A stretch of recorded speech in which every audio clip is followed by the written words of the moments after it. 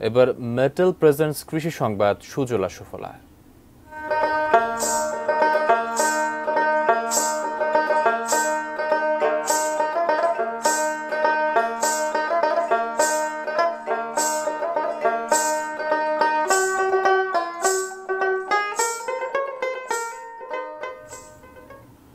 ফল চাষে বদলে গেছে খাগড়াছড়ি সহ ৩ পার্বত্য জেলার কৃষি ব্যবস্থা।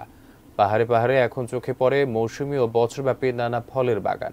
আকর্ষণীয় রঙের বিদেশি জাতের আম বা দেশি আম্রপালির বিপুল উৎপাদন, সঙ্গে ড্রাগন, মাল্টা, লিচু, লটকন, কলাসহ নানা ফলের বাগান। খাগড়াছড়ির পাহাড়ের চিরায়ত জুম চাষের ছবির পরিবর্তে এখন হরহামেশাই চোখে পড়ে ফলের আবাদ। পার্বত্য ৩ জেলাতে কৃষি অর্থনীতির পাল্টে যাওয়ার এ ধারা এগিয়ে যাওয়ার স্বপ্ন দেখাচ্ছে হাজারো মানুষকে। তবে পাহাড়ে ব্যয় সাপেক্ষ সেচ আর যোগাযোগ ব্যবস্থার দুর্গমতা ফল চাষিদের জন্য মূল প্রতিবন্ধকতা। সঙ্গে আছে বাজারে ফল বিক্রিতে পদে পদে টোল বা চাঁদাবাজির ভোগান্তিও।